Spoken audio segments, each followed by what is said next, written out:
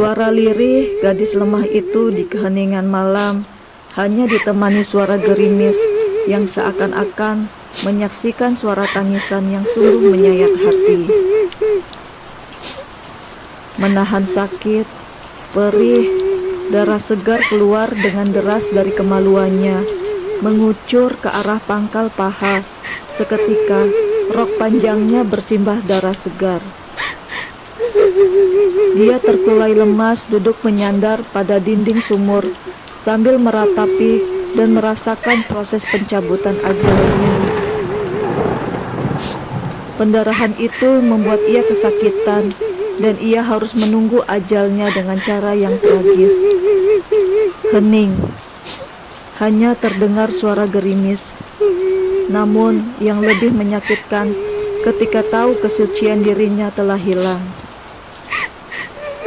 Suniah, gadis sederhana dan manis, namun bukanlah kembang di desanya. Namun, dia adalah kekuatan bagi kedua orang tuanya. Walaupun sebagian warga memperolok-olok layaknya orang sakit jiwa. Sumur tua terletak di belakang rumah, kini berubah warna menjadi warna darah segar. Aroma anyir seketika menyeruak setelah sosok tubuh menjatuhkan ke dalam sumur tua yang letaknya di belakang rumah.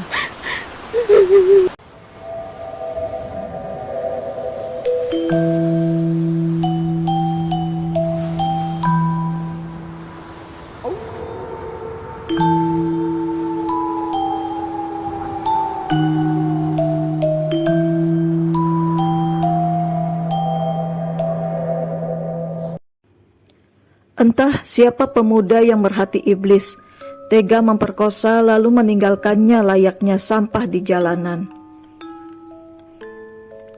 Hari-hari dilalui Suniah terasa berat selepas ia mendapatkan musibah ini. Terasa makin menghimpit dan begitu sesak hari-harinya. Terlebih kehamilannya yang semakin membesar, namun tak bersuami itu malah makin menjadi-jadi tetangga yang nyinyir tanpa ada rasa empati sedikit pun kepadanya. Ia pun tak kuat dengan siksaan ini, hingga terdengar berita yang sangat mengejutkan. Cerita pilu ini dibagikan dari pengalaman pribadi si penulis yang pernah bertemu sosok penampakan arwah Suniah di dekat pemakaman Suniah. Semoga arwah Suniah tenang di sana dan diterima di sisinya. Siang ini adalah hari ketiga saya masih menginap di rumah Bi Asih. Sebuah rumah dan perkampungan yang membuat saya merasa nyaman, hingga kusebut kampung ini adalah rumah kedua buat saya. Bi Asih tidak hanya sekedar bekas pembantu di rumah orang tuaku, namun beliau sesosok wanita keibuan yang sangat lembut dan penyayang kepadaku dan adik-adikku. Sekalipun beliau hidup seorang diri, tidak menikah dan tidak mempunyai anak, namun di samping rasa kangen ini, ingin bertemu beliau, namun ada sesuatu pekerjaanku yang lokasinya justru dekat dengan perkampungan beliau. Sehingga saya putuskan untuk menginap beberapa hari di rumah beliau. Jarak dari rumahku dan perkampungan Bi Asih tinggal tidaklah jauh jaraknya, hanya terpisah satu desa dari tempat tinggalku. Namun, perkampungan tempat tinggal Bi Asih bisa dibilang agak berbeda dengan perkampungan sekitarnya. Mungkin karena letak perkampungan yang agak menjauh dari pemukiman padat, sehingga terkesan desa ataupun perkampungan ini seperti terisolasi di tengah lebatnya hutan bambu.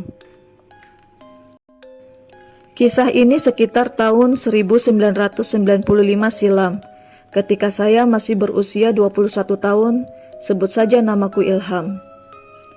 Nak Ilham, sudah bangun ya? Ini Bi Asih bikinkan teh manis, diminum dulu biar seger. Seru Bi Asih yang mengagetkanku pagi itu, yang masih terduduk di ruang tengah dengan mata yang masih terkantuk, karena dibangunkan oleh suara agak ribut dari luar kamarku yang hanya bertembokkan anyaman bambu, atau di desaku menyebutnya gedek. Oh iya, makasih Bi. Bi, ada apa ya rame-rame di luar sana? Sepertinya beberapa warga sedang kepanikan begitu. Tanyaku yang masih agak menahan kantuk dan akhirnya menyeruput teh manis hangat di gelas kecil itu. Oh, itu. Ada anak gadis meninggal bunuh diri dalam keadaan hamil besar. Namanya Suniah. Kasihan dia. Tinggal hanya bersama ibunya. Bapaknya sudah lama meninggal sejak ia masih SMP. Namun, siapakah pemuda jahat yang menghamilinya itu yang tak mau bertanggung jawab? Akhirnya, Suniah memutuskan bunuh diri dengan cara menenggak obat peluru janin dan jatuh ke dalam sumur tua di belakang rumahnya. Cerita Bi Asih dengan suara pelan yang terlihat hampir menangis, turut prihatin dengan kejadian yang menimpa gadis malang tersebut. Sedikit kehebohan ketika esok paginya kala itu terdengar suara jeritan wanita renta yang tak lain adalah sang ibu yang hendak mengambil air wudhu untuk melakukan sholat subuh, namun mendapatkan pemandangan yang sangat mengerikan, ceceran darah di mana-mana. Esok paginya kehebohan warga terlihat setelah mendapatkan kabar tentang meninggalnya Suniah dengan cara yang tragis. Untuk mengangkat jasad Suniah yang tercebur ke dalam sebuah sumur, hingga warna air pun berubah menjadi warna darah. Warga yang kesulitan dalam evakuasi, dan pada zaman itu fasilitas dalam evakuasi bencana sangatlah terbatas.